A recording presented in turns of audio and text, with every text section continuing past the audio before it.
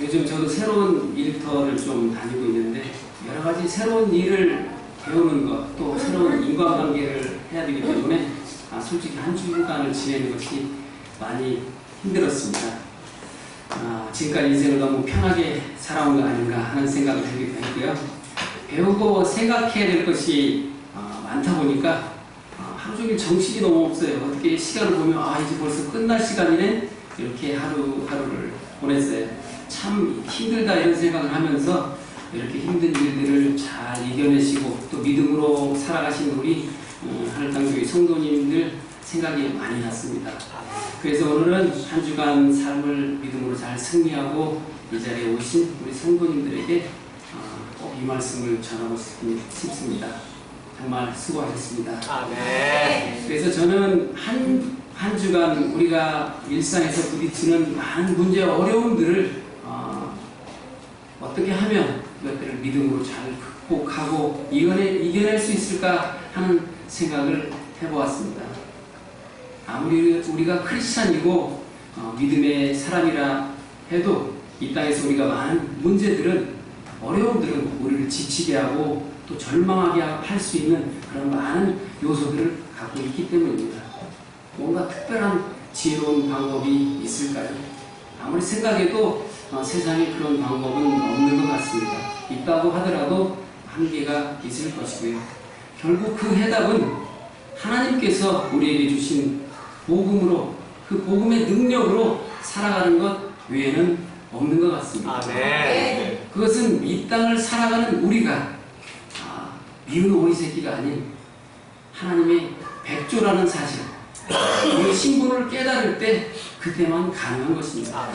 예수 그리스도의 십자가의 능력으로 우리는 다시금 포도나무 되신 그 예수 그리스도께 접붙여질 때에 우리는 그것들을 이겨낼 힘을 얻게 되는 것입니다.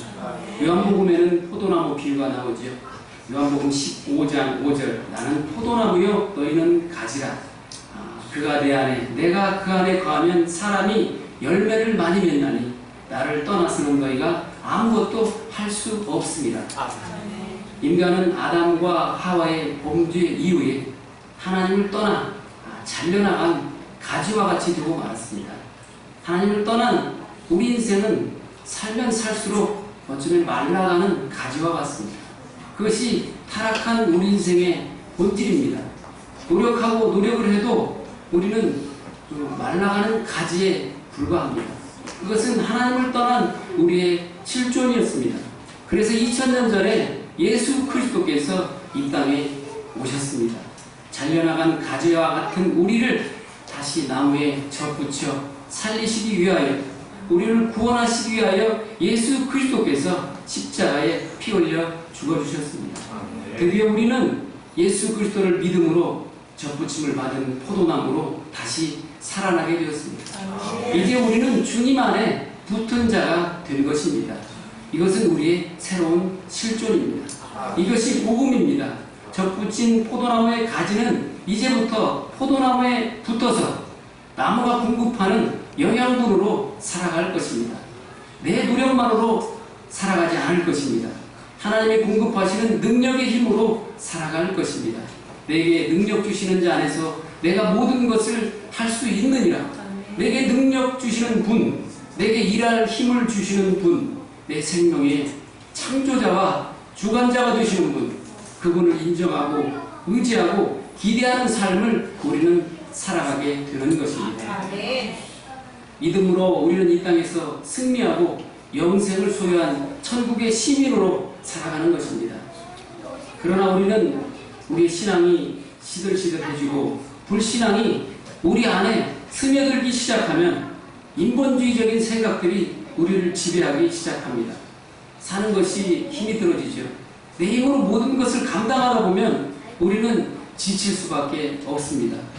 해결의 방법은 보이지 않고 현실은 암담해 보이고 삶의 기쁨들이 사라집니다. 인간관계가 힘들어지다 보면 고독하고 나 혼자밖에 없는 것 같습니다. 세상에 아무도 나를 인정해주지 않고 알아주지 않는 것 같습니다. 나는 마치 잘려나간 마르고 있는 나무가지와 같습니다. 그때 누군가가 여러분들 편이라면 어떨까요? 직장 동료나 여러분의 상급자가 여러분의 편이라면 어떨까요? 힘이 되지 않을까요? 분명 큰 힘이 될 것입니다. 그러나 여러분, 잘라진 가지는 물을 뿌려준다고 영원히 살 수 있는 것은 아닙니다. 이 땅에서 우리가 복음의 진실을 직면하는 삶을 살아가지 않는다면 우리 삶은 절망의 반복이 될 수밖에 없을 것입니다. 우리 삶이 하나님과의 관계가 회복되어지지 않는다면 우리는 영적으로 말라가는 잘려진 가지에서 벗어날 수 없는 존재라고 하는 것입니다. 사랑하는 성도 여러분, 우리가 복음의 능력으로 승리하는 삶을 살아갈 수 있기를 간절히 바랍니다. 하나님께서는 우리의 편이십니다. 하나님께서는 우리 삶의 모든 형편을 알고 계십니다. 하나님께서 우리를 사랑하십니다. 그래서 너무도 사랑하셔서 하나님 자신을 내어주신 것, 그것이 십자가입니다. 이것은 진실이고 또한 사실입니다. 이것이 복음입니다.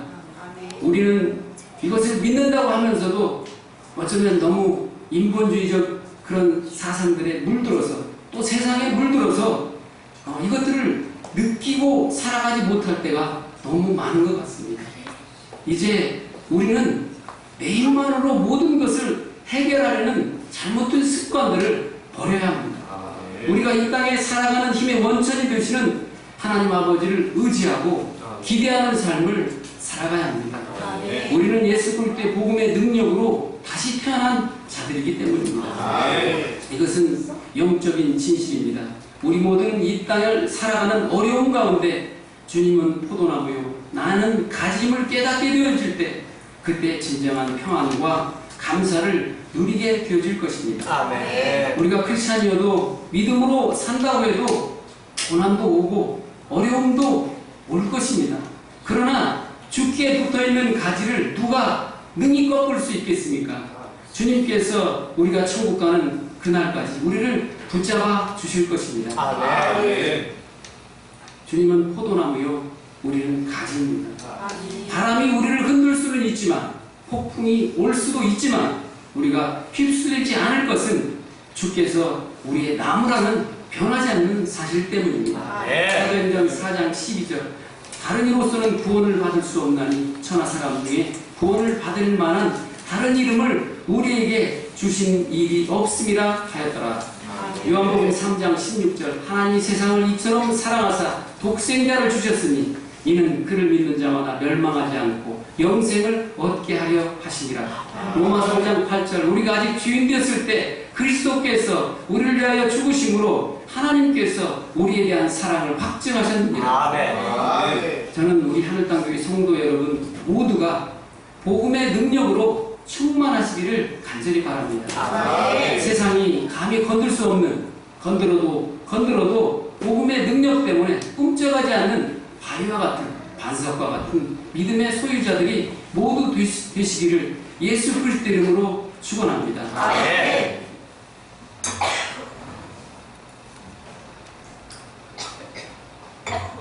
죄송합니다. 오늘 본문 말씀에는 사도 바울의 이야기가 나옵니다.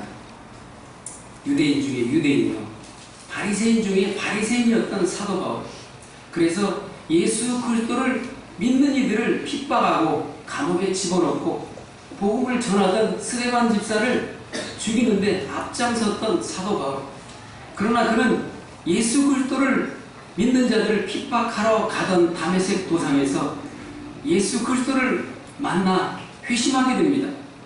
복음이 되시는 예수 그리스도를 만나게 되는 것입니다.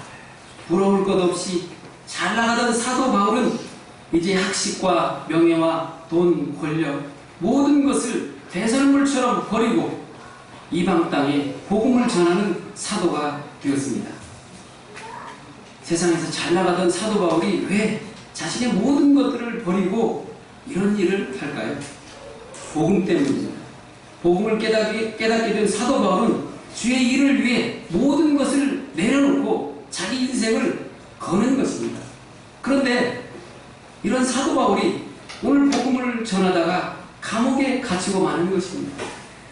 아니 이런 일이 하나님 살아계시다면 어떻게 이런 일이 있을 수 있습니까? 목숨을 바쳐 선교하는 사도 바울에게, 목사에게, 또 성도에게 어떻게 이런 일이 있을 수 있다는 말입니까? 우리라면 이렇게 생각하지 않겠습니까? 우리가 이 사도 바울이라면 어떨까요? 하나님 아버지, 이게 무슨 일입니까? 내가 무슨 일을 잘못했다고 내게 이런 일이 벌어진다는 말입니까? 억울합니다. 불평, 불만을 말할 수도 있습니다. 하나님을 원망합니다. 그러나 바울과 실라는 그러지 않았습니다. 기도했고 오히려 하나님을 찬양했습니다. 어떻게 이럴 수가 있을까요? 현실은 감옥이요, 인생의 앞이 보이지 않습니다. 극심한 고난이요, 위기인데요, 두드려 맞고 생명의 위협을 받고 있는데, 이런 상황에서는 하나님을 원망하기가 더 쉽지 않았을까요? 혹시 본문 다음 구절에 나오는 지진이 일어나고 또 옥토가 움직이고 착고가 풀릴 것을 미리 알아서 그랬을까요? 그렇지는 않았을 것입니다. 바울도 우리와 같은 성정을 가진 인간입니다. 바울은 위기일 때 기도를 했을 것입니다. 하나님 아버지, 이게 웬일입니까? 이게 무슨 일입니까? 혹시 하나님, 제가 무슨 잘못한 것이 있나요? 그렇다 하더라도 하나님, 나를 용서하시고 복음을 전하게 해주십시오. 이렇게 간절히 기도했을 것입니다. 그런데 이렇게 기도하던 바울은 죄인 되어서 예수 그리스도를 믿는 자들을 핍박하고 감옥에 넣고 죽이는 데 참여했던, 자신을 구원하기 위해서 십자가에 달려 돌아가신 예수 그리스도를 기억하게 됩니다. 그리고 자신이 그분의 피로 구원을 얻은 것을 기억하게 됩니다. 복음의 진실 앞에 서게 됩니다. 그래서 나는 구원을 받았다. 이곳에서 죽는다 하더라도 나는 하나님과 연결되어 있다. 주님께서 함께 하신다. 나는 죽어도 사는 존재이다. 이제 바울에게서는 앞날의 근심 걱정이 사라지게 되었습니다. 이제 드디어 바울은 하나님을 찬양하게 되었던 것입니다. 나는 부활이요 생명이니 나를 믿는 자는 죽어도 살겠고, 예수 그리스도의 복음입니다. 우리를 고단한 인생의 삶에서 승리하게 하시는 놀라운 복음입니다. 구약 다니엘서 3장에는 다니엘의 세 친구의 이야기가 나옵니다. 바벨론의 느부갓네살 왕이 바벨론 도라 평지에 자신의 금신상을 세우게 됩니다. 무려 69빗 27m 높이의 금으로 만든 신상을 만드는 것입니다. 모든 총독과 수령, 백성들이 그 낙성식에 참석하게 되죠. 느부갓네살 왕은 그들 모두에게 금신상에 절하게 합니다. 누구든지 금신상에 절하지 않는 자는 즉시 맹렬히 타는 톱목불에 던져 넣겠다고 말합니다. 그런데 그곳에 믿음의 아들들인 다니엘의 세 친구들이 있었습니다. 그들은 유대인이었지만 실력을 인정받아 포로된 땅에서 고위 관료가 되었던 사드락과 메삭과 아벳느고였습니다. 그들은 하나님을 섬기는 사람들이었습니다. 그래서 우상의 금신상에 절을 할 수가 없었습니다. 이때 다니엘의 세 친구들을 시기하고 있던 갈대아인들이 이 세 친구를 왕에게 고발하게 됩니다. 왕은 불같이 화를 내고 그들을 당장 끌어오라고 합니다. 느부갓네살 왕이 묻습니다. 사드락, 메삭, 아벳느고야, 너희가 내 신을 섬기지 아니하고 내가 세운 금신상에 절하지 않는다는 것이 사실이냐? 그리고 이어서 말합니다. 너희가 다시금 내가 보는 앞에서 금신상에 절을 하지 않는다면 뜨거운 용광로에 던져질 것인데 능히 너희를 내 손에서 건져낼 신이 있겠느냐? 라고 말합니다. 그때 사드락과 메삭과 아벳느고가 말합니다. 같이 한번 읽어보겠습니다. 다니엘서 3장 16절부터 18절까지 말씀입니다. 구약 1237페이지 정도에 있습니다. 다니엘서 3장 16절부터 18절까지 말씀입니다. 구약 1237페이지 정도에 있습니다. 시작. 사드락과 메삭과 아벳느고가 왕에게 대답하여 이르되 느부갓네살이여, 우리가 이 일에 대하여 왕에게 대답할 필요가 없나이다.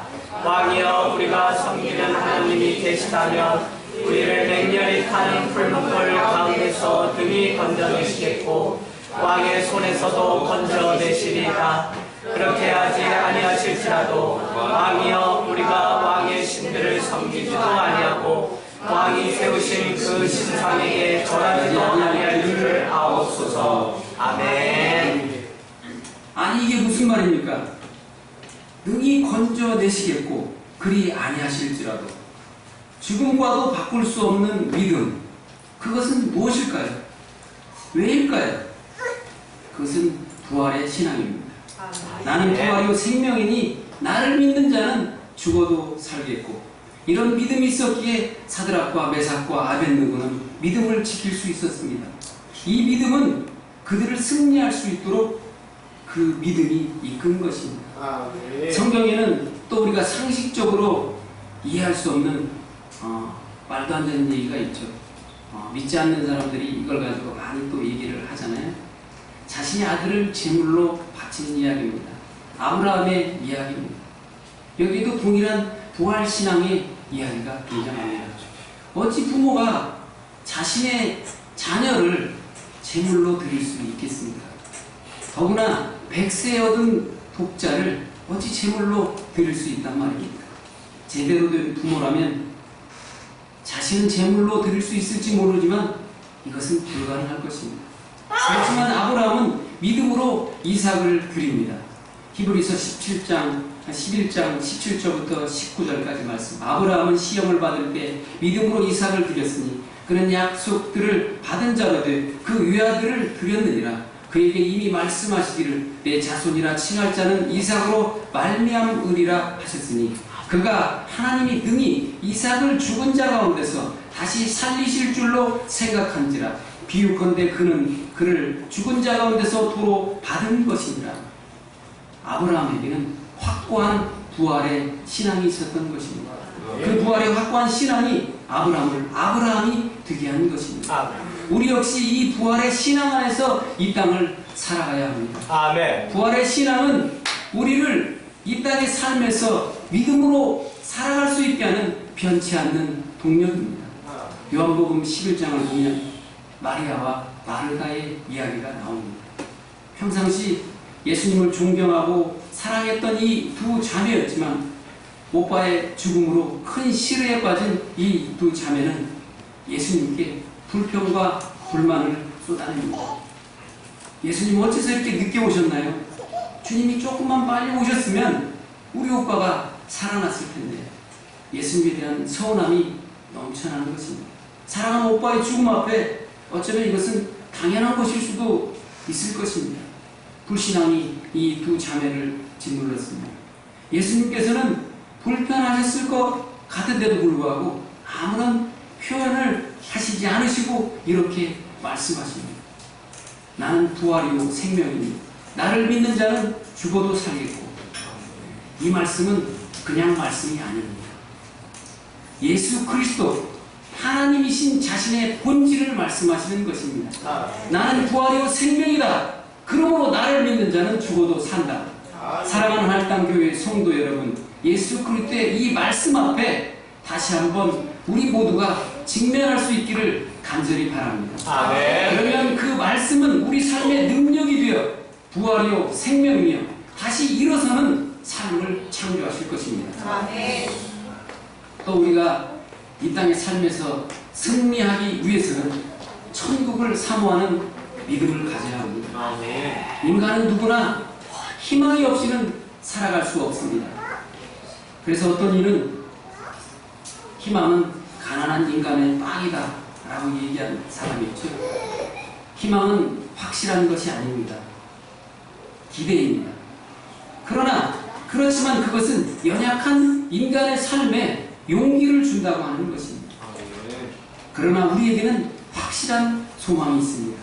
예수 그리스도를 믿는 자에게 확실한 말씀으로 약속하신 천국이 있습니다. 확실한 천국의 소망은 이 땅의 어려운 현실에서 헤매는 우리를 이 땅 너머의 영원한 세상을 바라보게 하는 기쁜 소식입니다. 아멘. 고린도전서 15장 19절 사도 바울은 이렇게 말씀하십니다. 만일 그리스도 안에서 우리가 바라는 것이 다만 이 세상의 삶뿐이면 모든 사람 가운데 우리가 더욱 불쌍한 자이리라. 라고 말씀하십니다. 성경에서 예수님께서 천국을 말씀하시면서 그저 이 땅의 산만의 심취에서 잘못된 삶을 살아가는 미련한 농부의 이야기를 들려주십니다. 한 농부가 있었는데요. 그는 온 힘을 다하여 열심히 농사를 지었습니다. 농사가 너무 잘 되었습니다. 창고가 모자랍니다. 그는 쉴 틈 없이 창고를 더 지어서 창고 가득히 농사지은 열매를 보관하였습니다. 그리고 창고 가득한 열매를 보면서 이제는 그만 편히 지내리라 이렇게 얘기를 하는 것이죠. 그런 생각을 하는 것입니다. 그러나 하나님께서 그날 밤에 나타나셔서 이제 그만 내 영혼을 내가 데려가야겠다고 말씀하신다는 것입니다. 온통 이 세상의 삶에만 집중해서 영원한 천국을 준비하지 못한 미련한 농부의 이야기입니다. 또 예수님께서는 마태복음 13장에서 천국이라는 보화를 발견한 지혜로운 농부의 이야기를 말씀하십니다. 이 농부도 똑같이 농사를 짓는 농부였습니다. 그는 타인의 밭을 갈러 갔었습니다. 그런데 일을 하다가 그 밭에 묻힌 보화를 발견하게 됩니다. 그는 그것을 숨겨두고 기뻐 돌아가서 자신의 소유를 다 팔아 그 밭을 사게 됩니다.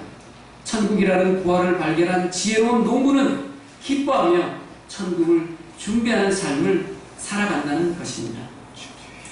천국의 소망을 가진 사람은 믿음 안에서 살아가게 됩니다. 천국을 소망하며 기쁨으로 천국을 준비하는 삶을 살아가는 것입니다. 천국의 소망이 이 땅의 어려움을 이겨낼 수 있는 힘을 공급하는 것입니다. 어떤 삶을 선택하시겠습니까? 선택은 우리 자신의 몫입니다. 셋째로 이 땅의 삶을 믿음으로 승리하며 살아가기 위해서 우리가 하나님의 은혜 안에 있음을 깨달아야 합니다.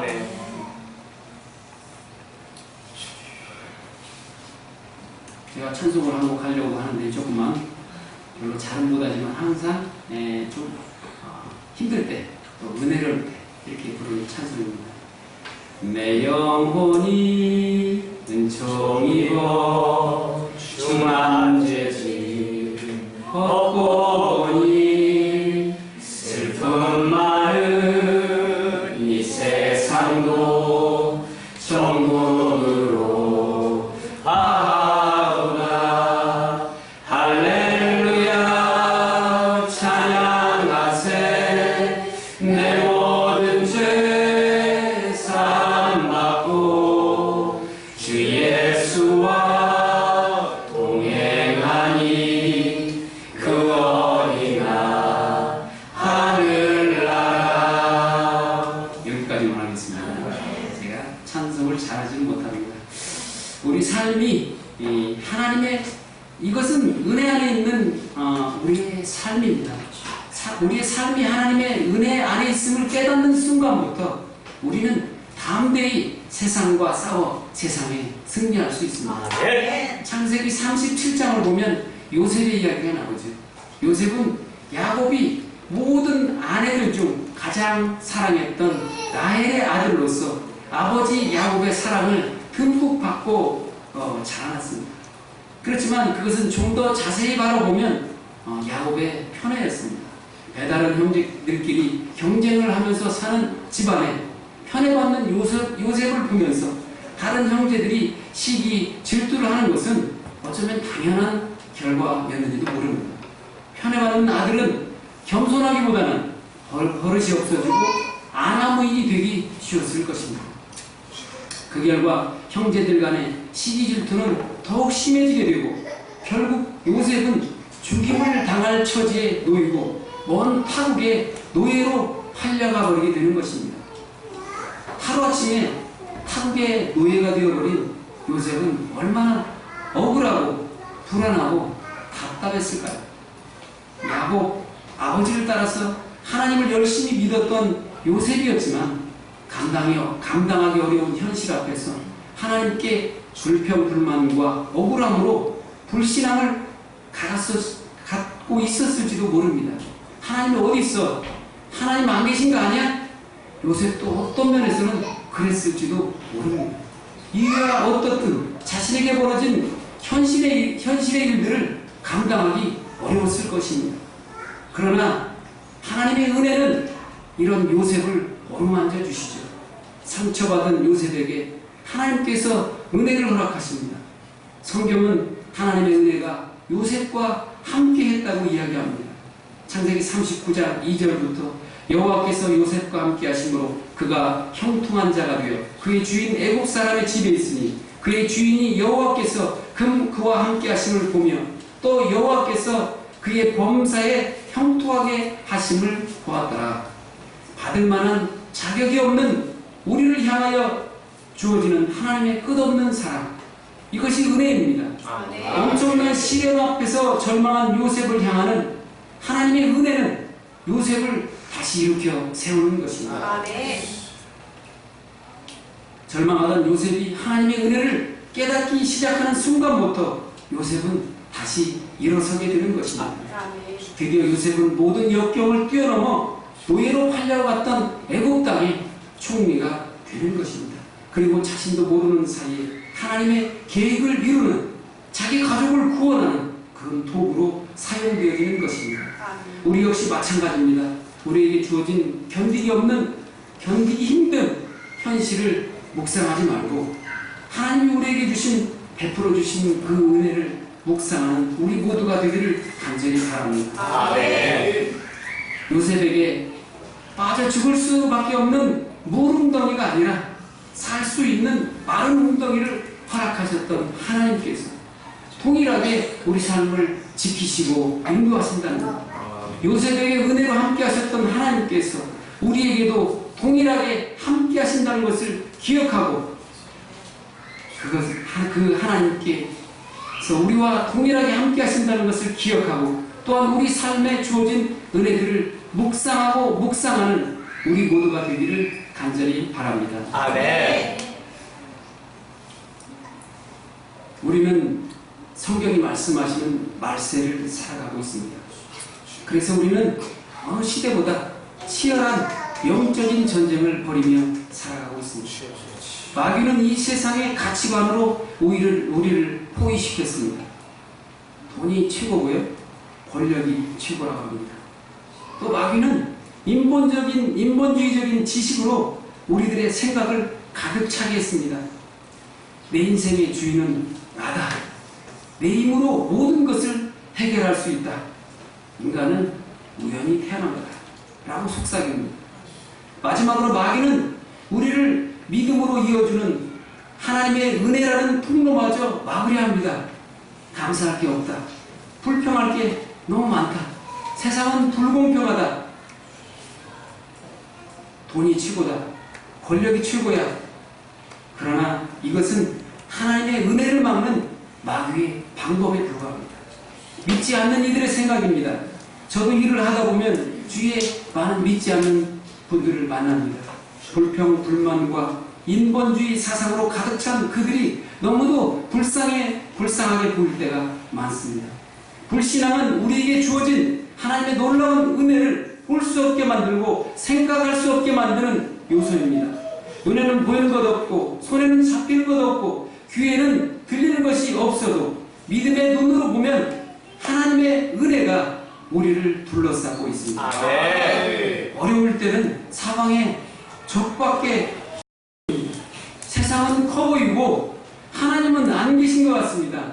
그러나 여러분, 믿음의 눈을 열고 보면 하나님의 은혜가 우리를 둘러싸고 있습니다. 이스라엘의 선지자 엘리사 시대에 아람 군대가 쳐들어옵니다. 선지자 엘리사를 잡기 위해서 수많은 군대와 말과 병거가 엘리사가 있는 도단성을 겹겹이 에워쌌습니다. 엘리사의 사원은 깜짝 놀라서 얘기합니다. 선생님, 이제 우리는 큰일 났습니다. 금방이라도 잡혀 죽을 것 같습니다. 라고 이야기하는 것입니다. 두려워하는 사원에게 엘리사는 그의 영의 눈을 열어 그 아람 군대를 둘러싼 수많은 하나님의 군대, 불말과 불병거를 보여줍니다. 사랑하는 성도 여러분, 이 땅에서 우리는 누구나 어려운 때를 만납니다. 감당하기 어려운 시련을 겪을 때가 있습니다. 세상에 문제가 너무 커 보여서 그것을 이겨낼 수 없을 것 같은 그런 때도 있을 것입니다. 그런 때라도 우리가 주님을 의지하면 하나님께서 우리의 믿음의 눈을 열어 하나님의 은혜를 바라보게 하시고 세기를 내실 뿐만 아니라 능히 이길 수 있도록 우리를 인도하실 것입니다. 하나님의 은혜 안에 거하는 좋은 방법 중에 하나는 하나님의 은혜를 기대하는 것입니다. 이것은 마치 세례 요한이 천국은 침노하는 자의 것이라고 말하는 것과 같습니다. 엄청난 일이 아니라도 좋습니다. 현실에 해결할 수 없는 문제만을 묵상하는 것보다 예수를 믿는데 불평하는 것보다 은혜를 기대하는 습관은 우리를 점점 하나님의 은혜로 이끌어갈 것입니다. 저는 조그만 습관이지만 이 은혜 습관을 하나 가지고 있습니다. 전에 일하던 회사에서 갑자기 내가 해결하기 어려운 일이 생기면 정말 당황스럽더라고요.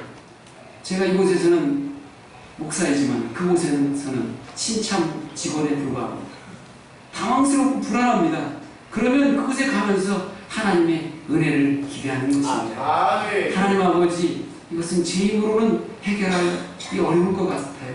하나님께서 해결해 주세요. 창피당하지 않게 해주세요. 이렇게 하나님의 은혜를 기대하면서 현장에 가면 신기하게도 거의 모든 일들이 너무 쉽게 해결되는 거예요. 그래서 감사했던 적이 많이 있는 것입니다.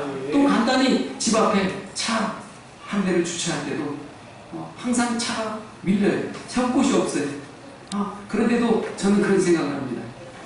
하나님께서 내가 차를 세울 수 있도록 주차장 한 곳은 비워주실 거야.